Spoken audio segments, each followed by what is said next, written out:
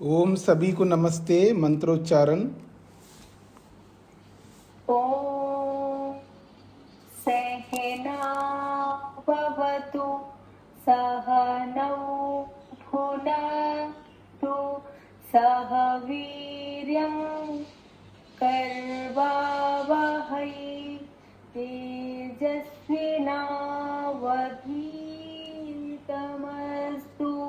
मा विद्विषावहै। ओम शांति शांति शांति।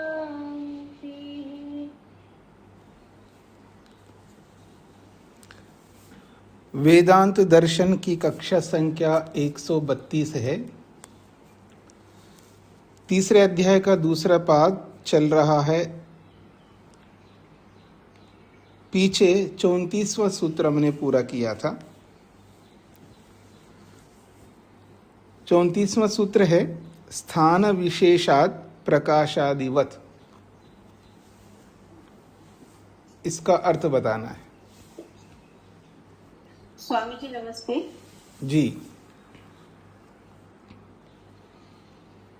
साथ प्रकाश आदिवत, इसमें संबंध का वर्णन करते हुए समाधान किया गया है कि यद्यपि परमात्मा अनंत है और शुद्ध पवित्र मन से ही परमात्मा को प्राप्त किया जा सकता है, उससे संबंध हो सकता है।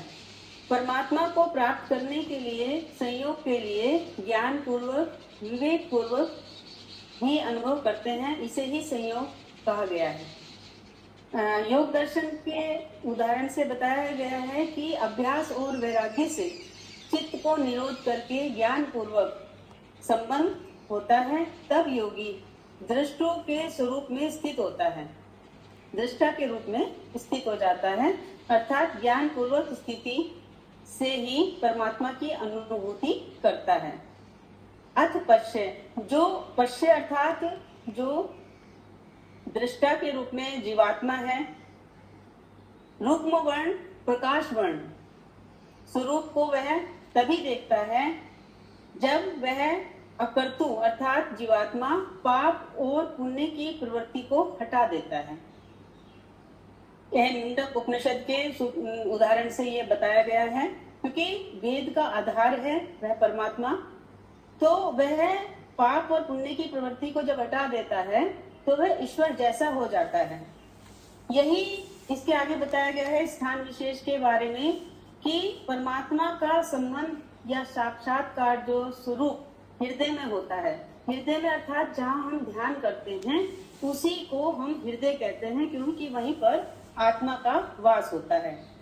स्थान विशेष के महत्व को बताते हुए कठोपनिषद के उदाहरण से बताया गया है कि जीवात्मा के हृदय में परमात्मा सूक्ष्म से सूक्ष्म रूप में भी रहता है और दीर्घ से दीर्घ स्वरूप में भी रहता है। जैसा कल हमें उदाहरण से भी बताया गया था कि राई जो बहुत सूक्ष्म होती है और पेठा जैसे बहुत बड़े आकार का होता है, तो सभी जगह सर्वव्यापक होने के कारण परमात्मा स्थित रहता है। और अक्रतु के रूप में बताया कि जो पाप और पुण्य नहीं करता वह ही ऐसे परमात्मा को, वही परमात्मा को देख पाता है जो क्लेश अर्थात शोक से रहित रहता है। धातु अर्थात परमात्मा की कृपा से ही वह अक्रतु ही उसकी महिमा को देख पाता है। परमात्मा जो आत्मा में रहता है उसको असीम धैर्यशाली ही देख पाते हैं। परमात्मा, उस परमात्मा से उसी का संबंध हो पाता है, अन्य का नहीं हो पाता। जैसे प्रकाश और ज्ञान, ऐसा उस परमात्मा से संबंध है। यहाँ प्रकाश के पश्चात अंधकार और ज्ञान के पश्चात अज्ञान की प्राप्ति होने पर ऐसा कौन होगा कि जो ये चाहेगा, ऐसी कौन अभिलाषा करेगा कि मैं अंधकार की प्राप्ति हो जाए या अज्ञान की प्राप्ति हो जाए। ऐसा कोई विरुद्ध अपेक्षा नहीं करेगा। प्रकाश की निवृत्ति हो जाए और ज्ञान की निवृत्ति हो जाए, इसके लिए कौन बल लगाएगा। तो यहाँ बताया है कि परमात्मा की प्राप्ति अन्य वस्तुओं के समान नहीं है। परमात्मा की प्राप्ति स्थान विशेष के कारण निर्दोष है, अर्थात दोष रहित है। इससे आगे शांकर भाष्य में भी इसकी अलग व्याख्या की गई है। इस सूत्र में भेद और संबंध का वर्णन इस सूत्र में आगे समाधान किया है शंकर भाष्य में कि एक स्थान विशेष के कारण यहाँ पर परस्पर विरुद्ध व्याख्या की गई है। बुद्धि आदि अर्थात उपाधि का स्थान विशेष माना गया है। जब तक मिथ्या ज्ञान जब मिथ्या ज्ञान बुद्धि से हट जाता है तो संबंध का व्यपदेश किया गया है, और जब अविद्या जुड़ी रहती है तो भेद व्यपदेश के साथ जोड़ दिया गया है। स्थान विशेष का अर्थ यहाँ पर इस प्रकार से लिया गया है। तो दोनों का यहाँ जो ये समाधान एक शब्द के साथ किया गया है। एक शब्द भावात्मक अर्थात विद्यायुक्त, अभावात्मक जो अविद्यायुक्त। तो ये दोनों ऐसा जो किया गया है ऐसा शास्त्र के विरुद्ध है।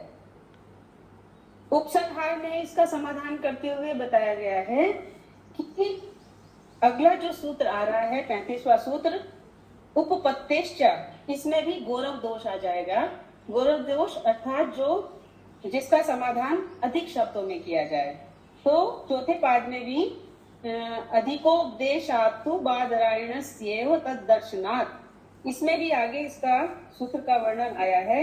इसलिए तस्मात् शांकर भाष्य व्याख्यानम न युक्तम, इसलिए शांकर भाष्य में जो व्याख्यान किया गया है यह युक्त नहीं है। जी, तो अनीता जी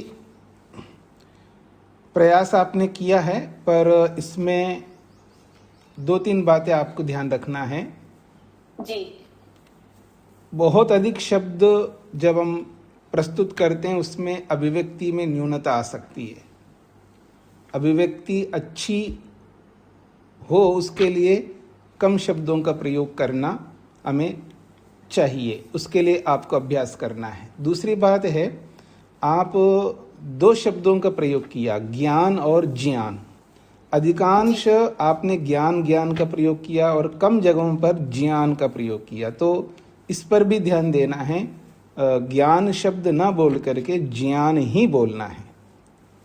ठीक है, तो आगे बढ़ता हूं जी मैं। तो प्रसंग जो चल रहा है, 4 हेतु प्रस्तुत किए गए थे।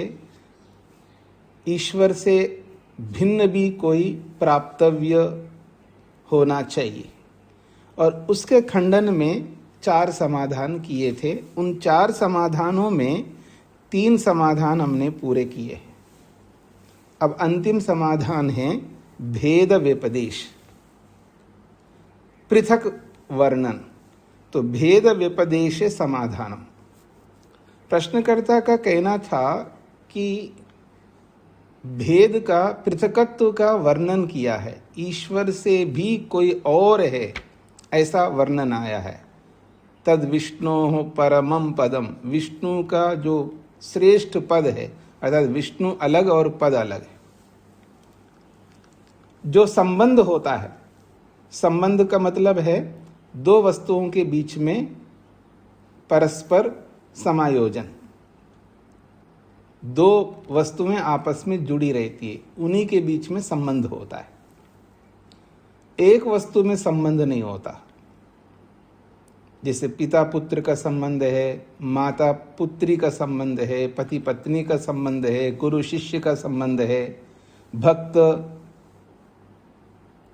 और जिसकी भक्ति हो रही है परमेश्वर उसका संबंध है, उपासक और उपास्य। इसको कहते हैं भक्त को उपासक, और जिसकी भक्ति हो रही है उसको कहते हैं उपास्य। तो उपासक और उपास्य ये सारे संबंध हैं। इन समस्त संबंधों में 2 वस्तुएं हैं। तो जब संबंध 2 वस्तुओं में होता है, एक वस्तु में संबंध हो नहीं सकता।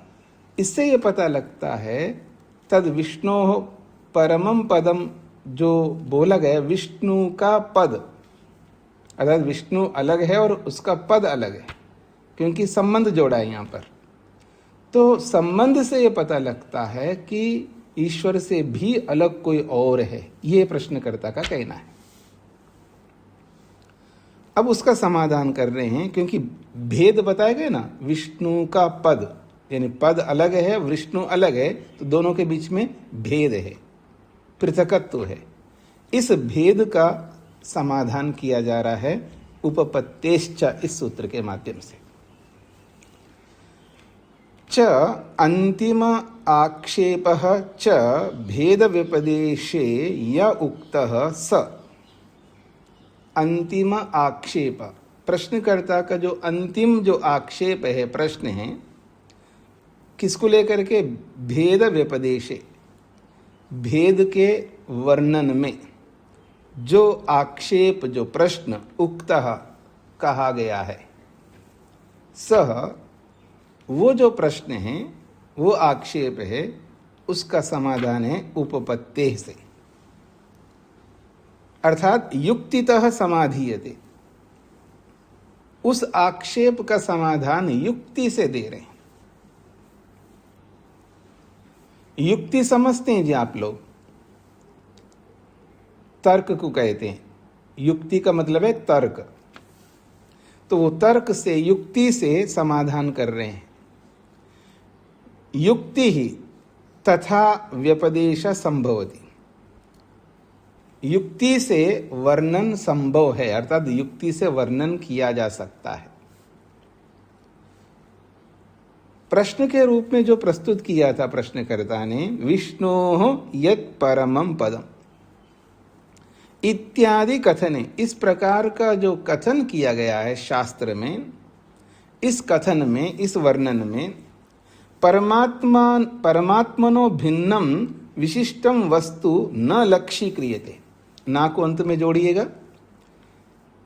इत्यादि कथने विष्णु यत् परमं पदम, इस प्रकार के और भी बहुत सारे कथन हैं वेद में, शास्त्रों में।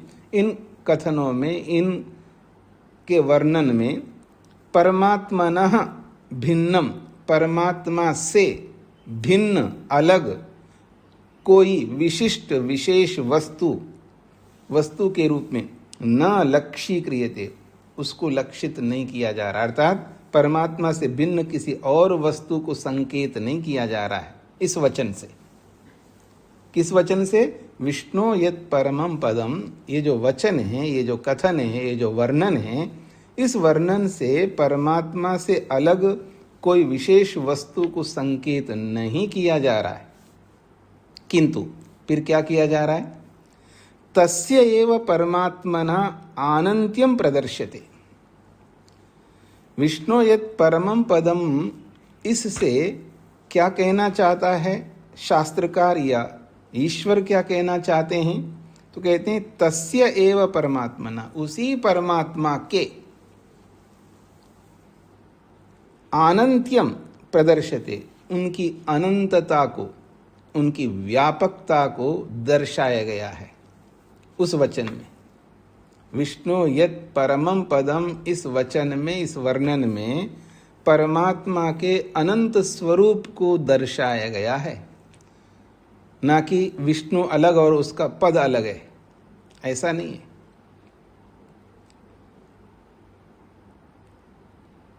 समझ में आ रहा है जी आप सबको?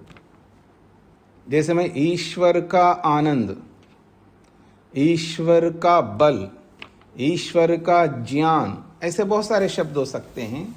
तो इससे ईश्वर अलग, उसका बल अलग नहीं है, यद्यपि संबंध जोड़ा जा रहा है यहां पर। और आपको स्मरण आ रहा हो तो स्मरण, ना आ रहा हो तो स्मरण कर लीजिएगा, पीछे आप पढ़ चुके हैं। सांख्य में तो व्यापक रूप से पढ़ चुके हैं आप। एक वस्तु में भी सृष्टि का व्यपदेश होता है, एक वस्तु में भी सृष्टि का वर्णन कर सकते हैं। सोने की अंगूठी, पत्थर की मूर्ति, याद आ रहा है आप सबको? तो वो गौण प्रयोग है, मतलब एक वस्तु में संबंध का जो वर्णन होता है वो गौण प्रयोग है। मुख्य प्रयोग तो राजा का पुरुष, पिता का पुत्र, माता का पुत्री, गुरु का शिष्य, ये तो मुख्य संबंध है। लेकिन पत्थर की मूर्ति ये गौण संबंध है, मुख्य नहीं है, क्योंकि एक ही वस्तु है। फिर भी वहां षष्ठी संबंध का प्रयोग इसलिए किया है, गौण रूप से किया है। क्यों किया है? क्योंकि उसकी महत्ता को बताना चाहते हैं, पत्थर की महत्ता को बताना चाहते हैं, पत्थर में क्या सामर्थ्य है। अब देखिए, पत्थर की मूर्ति जब ये बोला जाता है तो उस पत्थर के अंदर इतना सामर्थ्य है, वो किसी विशिष्ट आकृति को अपने अंदर धारण किया हुआ है। लेकिन उस पत्थर में वो आकृति जो अंदर विराजमान है उसको उकेरता है एक शिल्पी। यदि शिल्पी ना हो तो पत्थर है। आप देखिएगा कि उस पत्थर को आप उस पत्थर के ऊपर चढ़ सकते हैं, उस पत्थर को आप लात मार सकते हैं, उस पत्थर को फेंक सकते हैं, उस पत्थर को आपके लिए कोई मायने नहीं रखता। लेकिन उसी पत्थर को यदि शिल्पी ने एक ऐसी आकृति के रूप में प्रस्तुत कर दे तो आप उसी को नमस्ते कर सकते हैं, उसको आदर से देख सकते हैं, उससे आप प्रेरणा ले सकते हैं। है तो पत्थर है, तो उस पत्थर के अंदर जो सामर्थ्य है, उसकी जो विशेषता है, उसकी जो महत्ता है पत्थर में, उस महत्ता को समझाने के लिए ये बोला जा रहा है पत्थर की मूर्ति। कभी सोचा है ऐसा आप लोगों ने? पत्थर की मूर्ति बोलने के अंदर कितना बड़ा रहस्य छुपा हुआ है। इसी को कहते हैं मनन करना। विषयों का मनन करने से विवेक उत्पन्न होता है, ज्ञान का विस्तार होता है।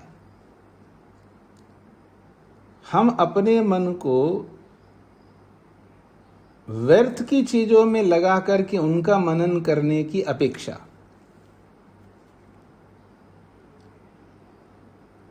सुशीला जी पाठ के बाद क्या करती होंगी, हो सकता है अब कुछ भी सोचो उनके बारे में या किसी के बारे में। और दुनिया में बहुत सारे लोग ऐसे जिनके बारे में आप सोचते होंगे, विचार करते होंगे।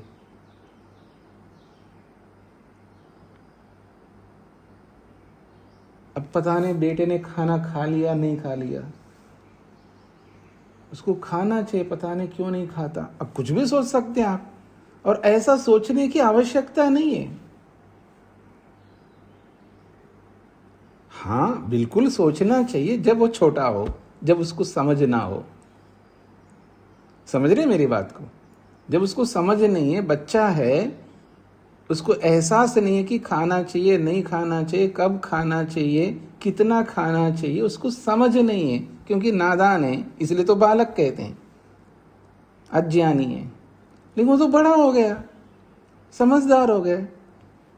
आपका कर्तव्य उसको बताना, समय पर खाना खा लेना, बस हो गया, उसके बाद सोचना नहीं है। लेकिन आप ऐसा नहीं करते। आपका जो मनन है प्रमाण विरुद्ध होता है। तो प्रातःकाल उठने से लेकर रात्रि में सोने तक जो मनन होता है वो प्रमाण विरुद्ध से जब होता है तो सारा का सारा मनन पाप हो जाता है। तो हमें पता नहीं लगता कि हम पाप कितना करते हैं।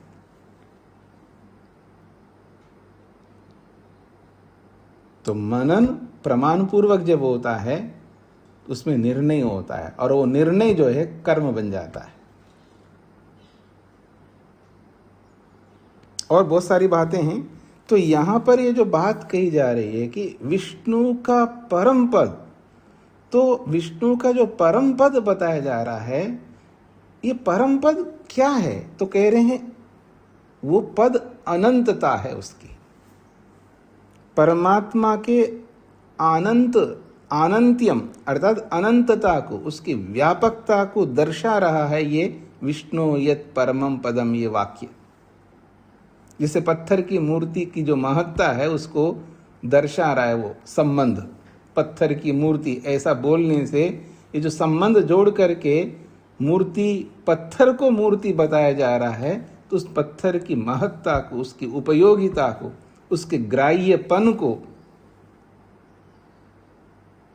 दर्शित करता है, प्रदर्शित करता है। ऐसे ही विष्णु के, परमात्मा के अनंतत्व को ये दर्शाता ये वाक्य। यत् कि तस्य विष्णोः जगति व्यापकस्य परमात्मनः परमं पदम अनंतम स्वरूपम यतो न परम अन्यत् किमपि भवितुम अर्हति। कहते हैं यत् कि तस्य विष्णु जगति व्यापकस्य, उस विष्णु के, कैसा विष्णु है? जगति व्यापकस्य, संपूर्ण जगत संसार में व्यापक उस परमात्मा की या उस परमात्मा का परमम पदम, उसका श्रेष्ठ पद है। वो क्या है? अनंतम स्वरूपम, वो अनंत स्वरूप है। उसका जो परम पद है वो क्या है? उसका अनंत स्वरूप है। अर्थात ये तो न परम अन्यत् किमपि भवितुम अर्हति, वो उसका अनंत स्वरूप क्या है? जिससे परे और कोई वस्तु कभी नहीं हो सकती। ये है उसका अनंत परमम पदम है। यद जगतो बहि वर्तमानम तद इत्यर्थः, क्योंकि यद की जगतः बहि, जगत से भी, व्यापक ब्रह्मांड से बाहर भी वो वर्तमान है। और कहाँ तक वर्तमान है? असीम वर्तमान है। ऐसे उसके अनंत स्वरूप को यहाँ परमम पदम कहा है। इसलिए परात् परम पुरुषम उपैति दिव्यम,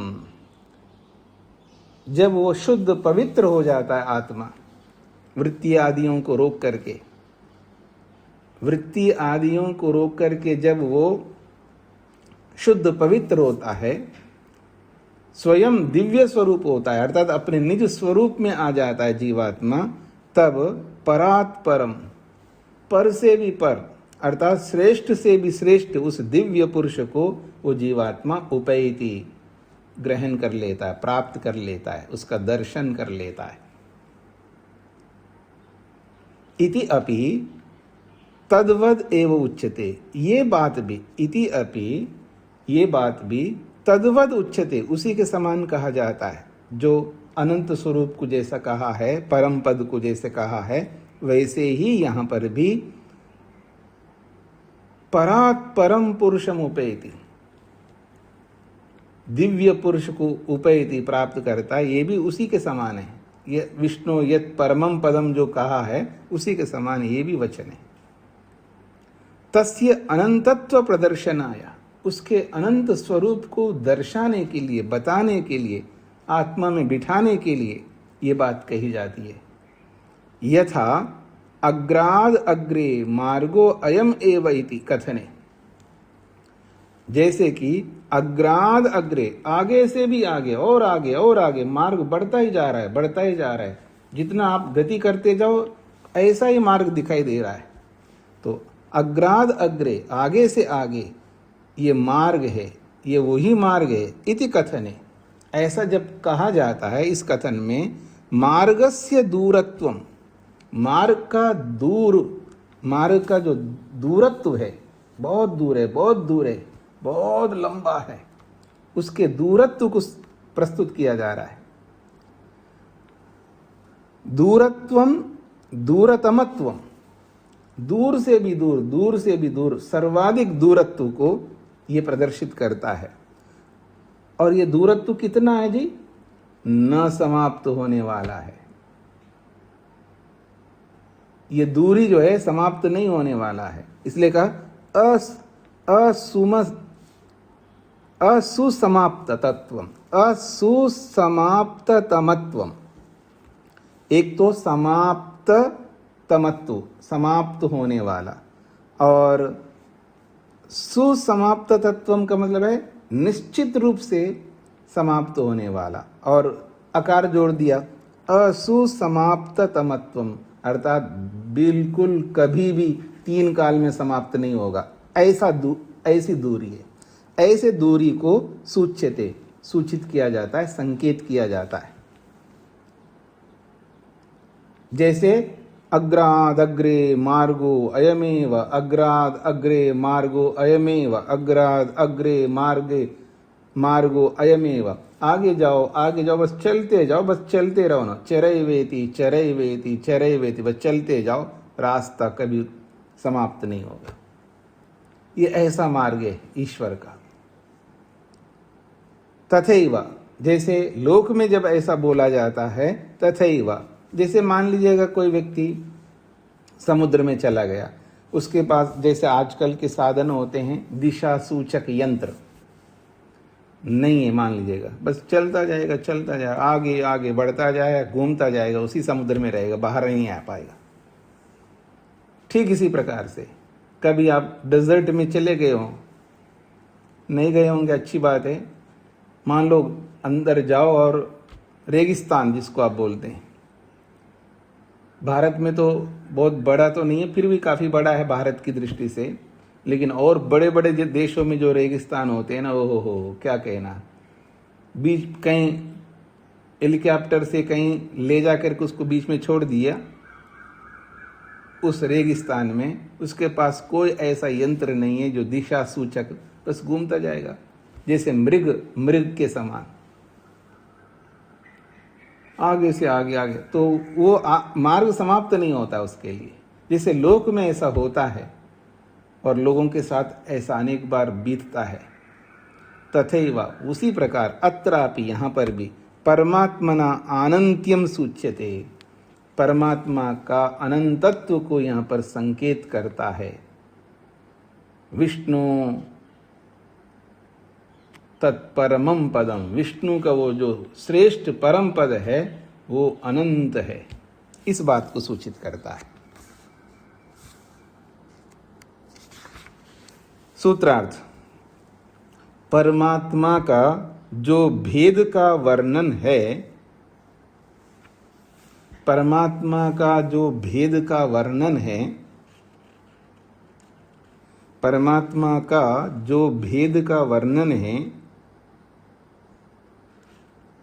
परमात्मा का जो भेद का वर्णन है वह युक्ति से भी सिद्ध होता है, वह युक्ति से भी सिद्ध होता है, वह युक्ति से भी सिद्ध होता है। इससे परमात्मा की अनंतता का ज्ञान होता है, इससे परमात्मा की अनंतता का ज्ञान होता है, इससे परमात्मा की अनंतता का ज्ञान होता है, इससे परमात्मा की अनंतता का ज्ञान होता है कि परमात्मा से नहीं, ना कि परमात्मा से भिन्न कोई और वस्तु की सिद्धि होती है, न कि परमात्मा से भिन्न कोई और वस्तु की सिद्धि होती है, न कि परमात्मा से भिन्न कोई और वस्तु की सिद्धि होती है, न कि परमात्मा से भिन्न कोई और वस्तु की सिद्धि होती है। परमात्मा का जो भेद का वर्णन है वह युक्ति से भी सिद्ध होता है, इससे परमात्मा की अनंतता का ज्ञान होता है, न कि परमात्मा से भिन्न कोई और वस्तु की सिद्धि होती है।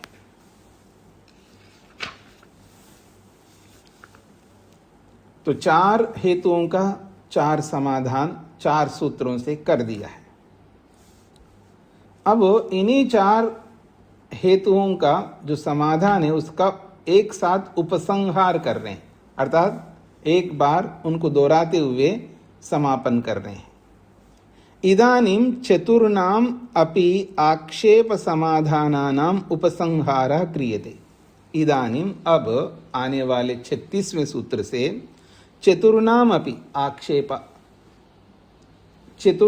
आक्षेपानां, चार आक्षेपों का, प्रश्नों का समाधान चार आक्षेपों का समाधान का उपसंहार कर दें। चारों आक्षेपों का जो समाधान किया है उन समाधानों का समापन उपसंहार किया जाता है। तथा अन्य प्रतिषेधात्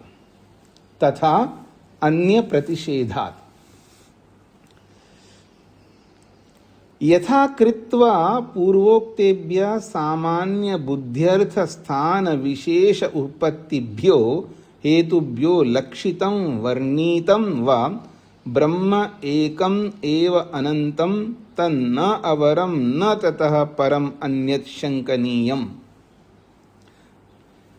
कहते हैं यथाकृत्वा, जिस प्रकार से पूर्वोक्तेभ्य, पहले कहे गए जो समाधान है, क्या समाधान है? एक तो सामान्य हेतु, बुद्धि अर्थ वाला हेतु, स्थान वाला हेतु और विशेष वाला हेतु, नहीं, स्थान विशेष वाला हेतु और उपपत्ति वाला हेतु।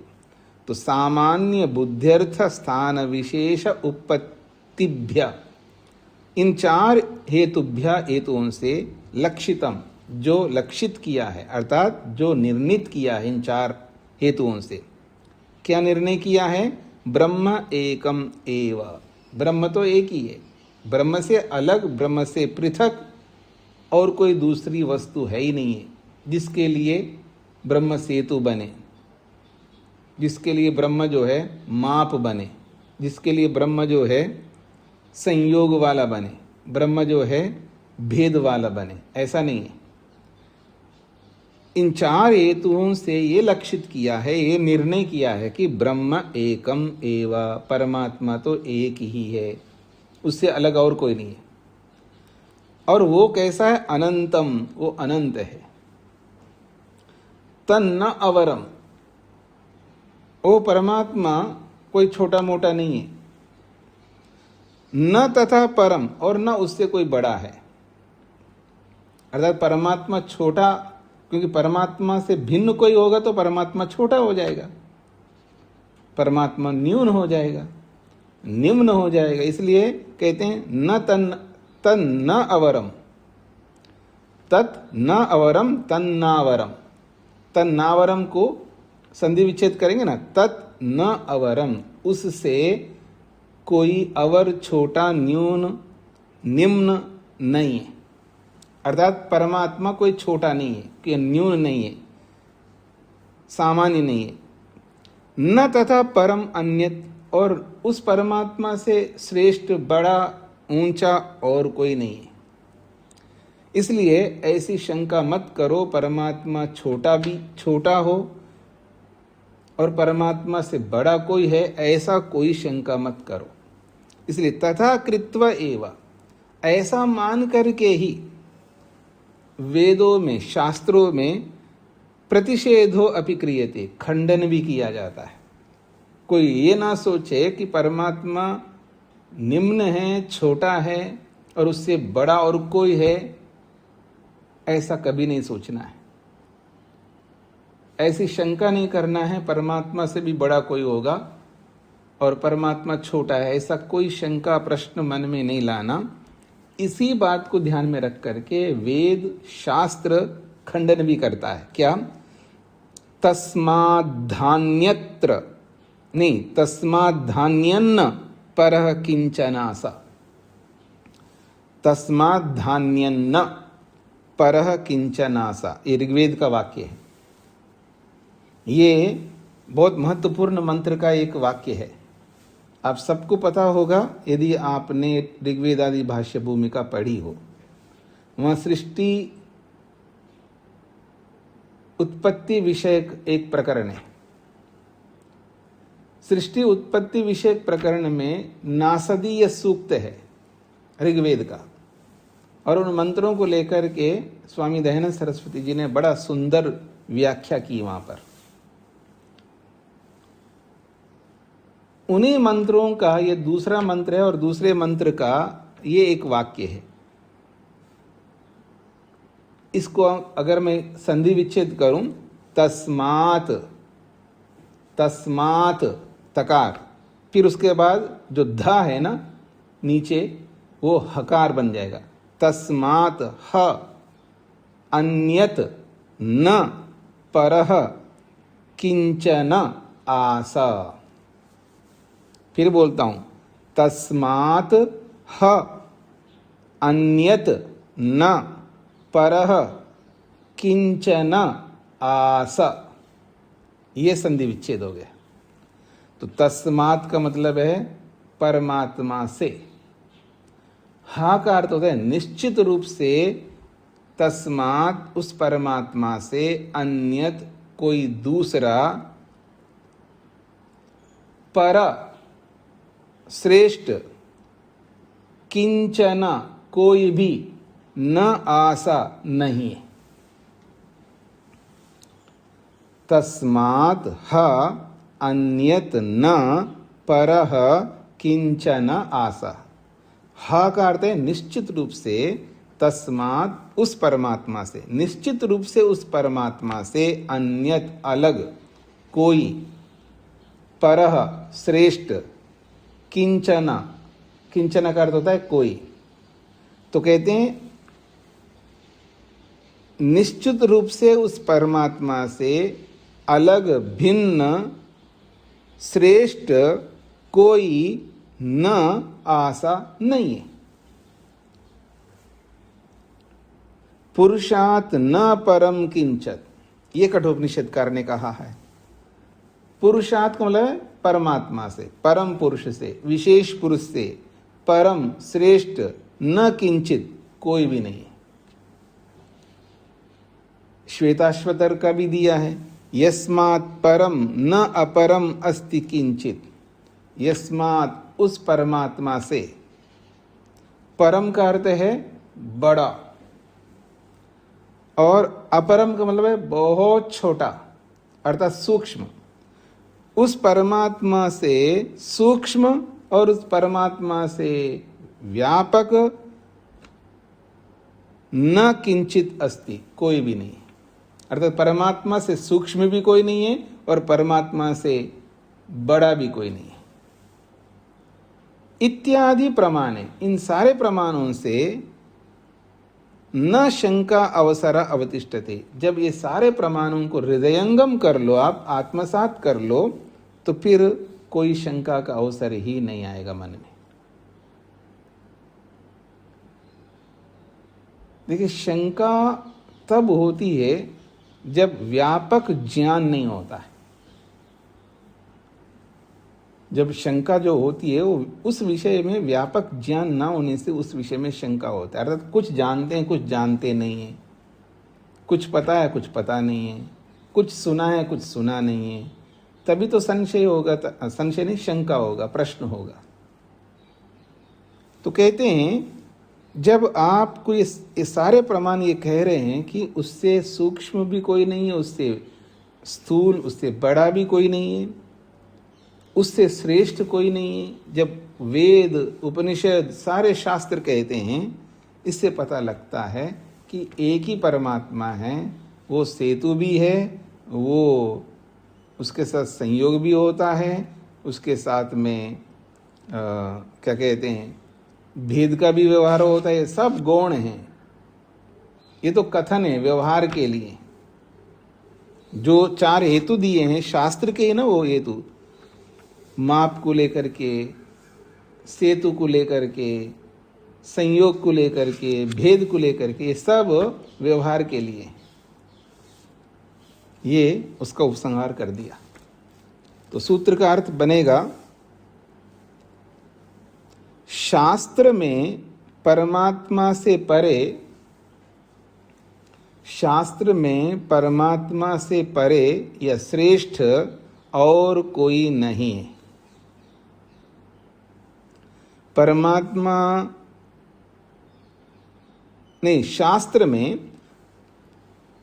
परमात्मा से परे श्रेष्ठ और कोई नहीं है। शास्त्रों में भी कह सकते हो आप, शास्त्रों में बहुवचन में ले सकते हैं। शास्त्रों में परमात्मा से परे और कोई नहीं है।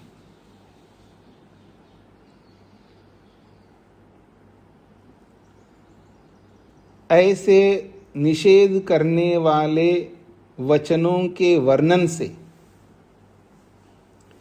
ऐसे निषेध करने वाले वचनों के वर्णन से, ऐसे निषेध करने वाले वचनों के वर्णन से यह निश्चय होता है कि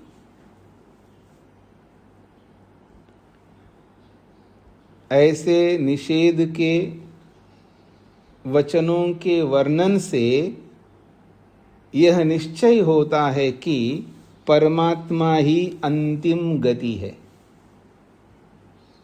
यह निश्चय होता है कि परमात्मा ही अंतिम गति है।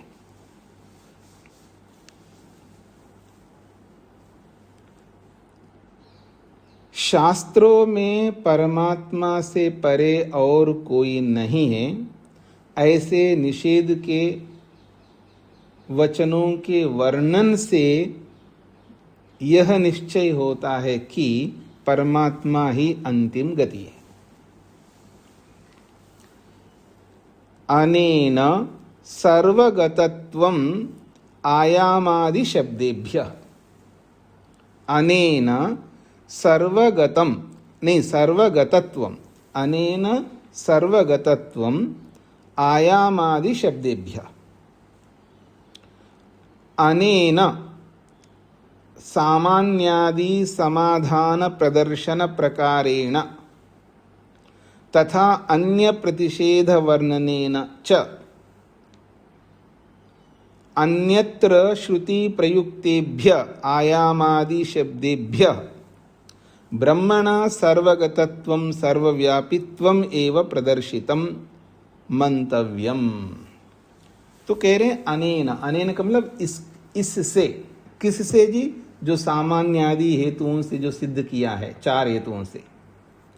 अनेन, ये जो सामान्यादि हेतुओं के माध्यम से जो सिद्ध किया है उसी को बोला है सामान्यादि समाधान प्रदर्शन प्रकारेण।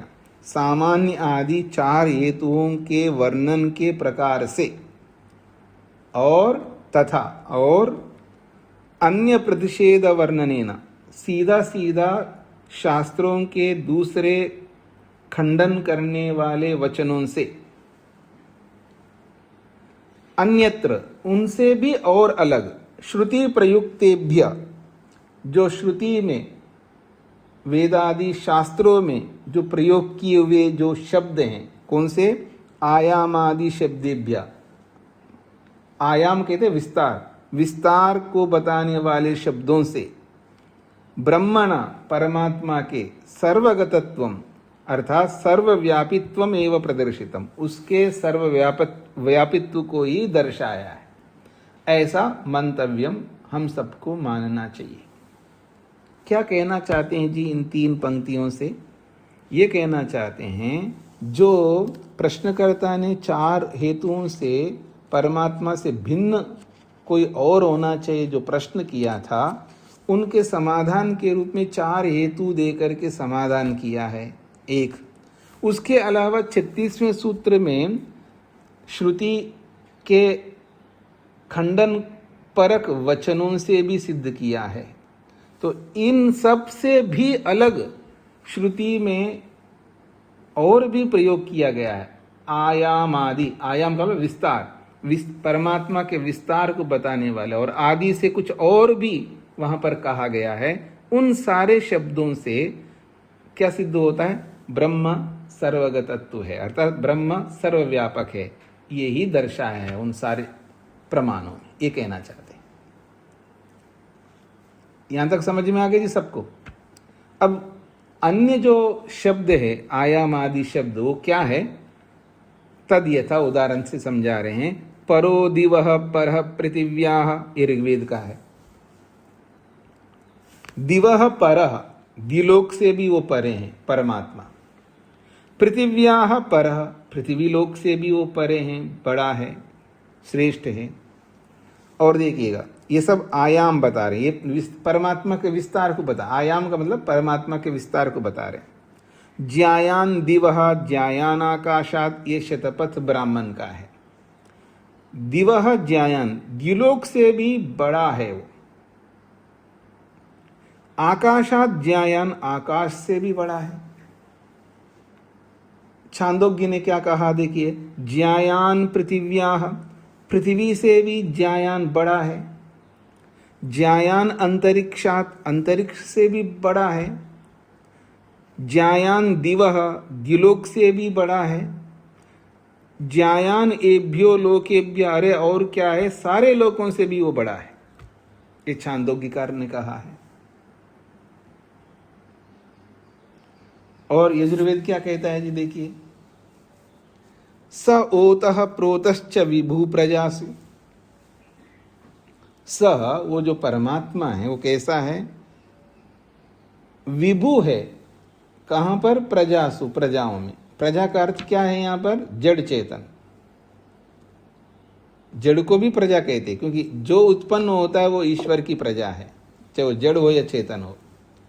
तो वो विभु है, कहां पर, प्रजासु, सभी जड़ चेतनों में विभु है। और कैसे विभु है, ओतः प्रोता, ताने बाने की तरह, इधर से देखो उधर से देखो किधर से भी देखो, सब जगह वो व्याप्त है, ये यजुर्वेद भी कहता है। इत्यादि प्रयुक्तेभ्य आयामादि शब्देभ्य तस्य ब्रह्मणा सर्वगतत्वं सूच्यते। इत्यादि, इस प्रकार के प्रयुक्तेभ्य, ये जो प्रयोग किए गए हैं वेद के और उपनिषदों के, इन सब प्रयोग किए गए आयामादि शब्देभ्य, विस्तार आदि शब्दों से, तस्य ब्रह्मणा, उस परमात्मा का सर्वगतत्वं सूच्यते, उसकी व्यापकता को सूचित किया जाता है, संकेत किया जाता है। तस्मात्, इसलिए, न तत्परम अन्यत् किंचित वस्तु विद्यते, इसलिए हम कहना चाहते हैं कि उस परमात्मा से श्रेष्ठ और कोई वस्तु दुनिया में, संसार में नहीं है। ब्रह्म नहीं अन्यत परिमाणवता वस्तुना सदृशम सपरिमाणमिति, न ही और न ऐसा हो सकता है यत् कि परिमाणवता वस्तुना सदृशम, कोई परिमाण वाली वस्तु, चाहे पृथ्वी ले लो, उसका अपना परिमाण है, सूर्य का अपना परिमाण है, आकाश का अपना परिमाण है, जो परिमाण वाली जो वस्तु है उसके सदृश, सपरिमाणमिति, न, वो उन्हीं की तरह इतनी लंबा चौड़ा इस रूप में उसका परिमाण है, ऐसा भी नहीं है। उत्पन्न हुए वस्तुओं के जो परिमाण को देख करके इस तरह का परिमाण वाला है, ऐसा नहीं है। फिर कैसा परिमाण है, बस उसको कहते हैं महत् परिमाण, ऐसा परिमाण वाला है। तो पहले सूत्रार्थ लिख लीजिएगा, फिर प्रश्न देखते हैं।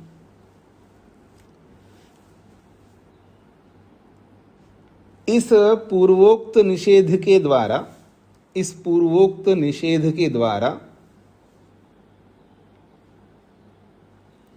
इस पूर्वोक्त निषेध के द्वारा, इस पूर्वोक्त निषेध के द्वारा परमात्मा का सर्वव्यापकत्व या परमात्मा का सर्वव्यापक का होना सिद्ध होता है। परमात्मा का सर्वव्यापक का होना सिद्ध होता है। इस पूर्वोक्त निषेध के द्वारा परमात्मा का सर्वव्यापक का होना सिद्ध होता है।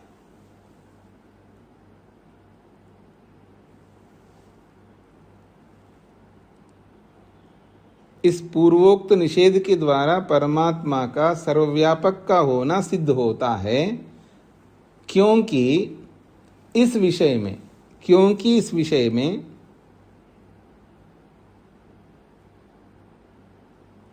क्योंकि इस विषय में विस्तार वाचक शब्दों का प्रयोग वेदादि शास्त्रों में हुआ है। क्योंकि इस विषय में विस्तार वाचक शब्दों का प्रयोग वेदादि शास्त्रों में हुआ है।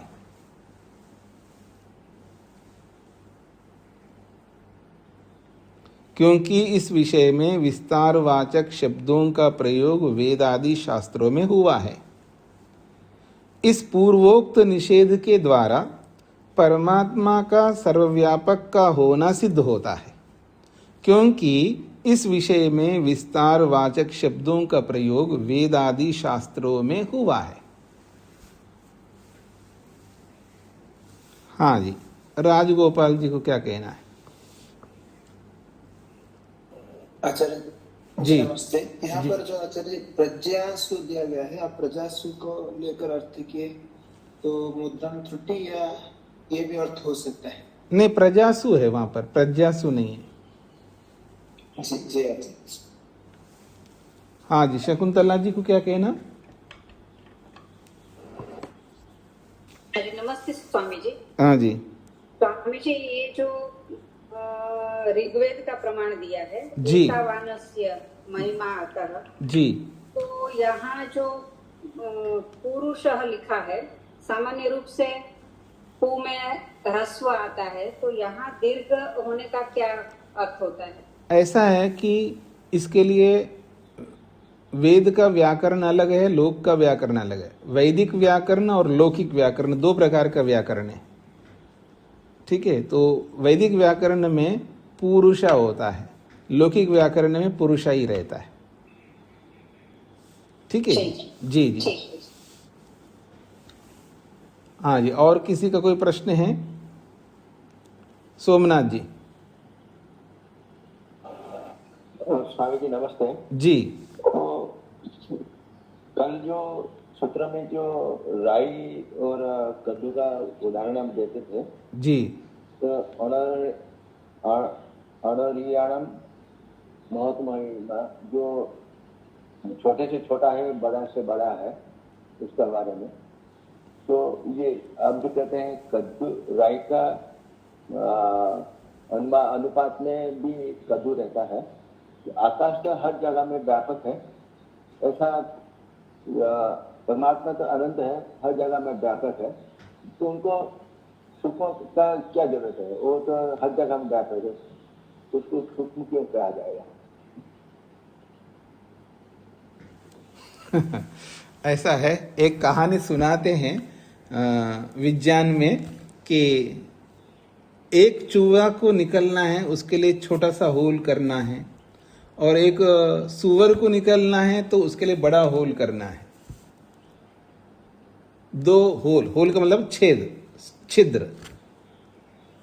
विज्ञान के संदर्भ में ये बच्चों को पढ़ाने के लिए ये बताया जाता है।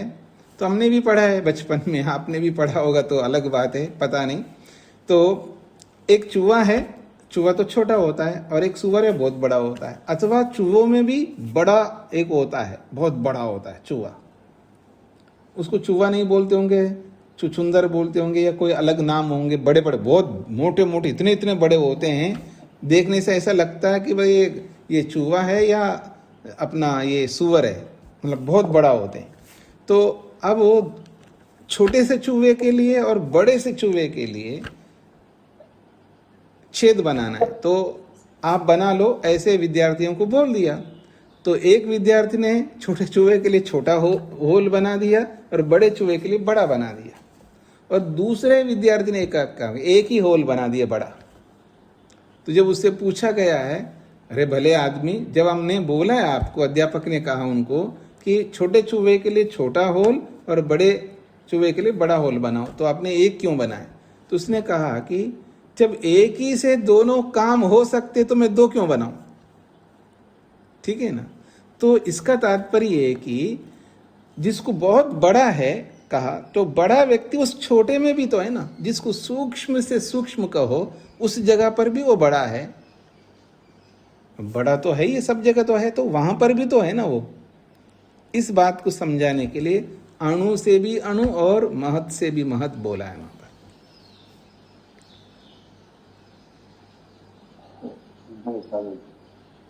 समझ में आ गया ना आपको? जी सर,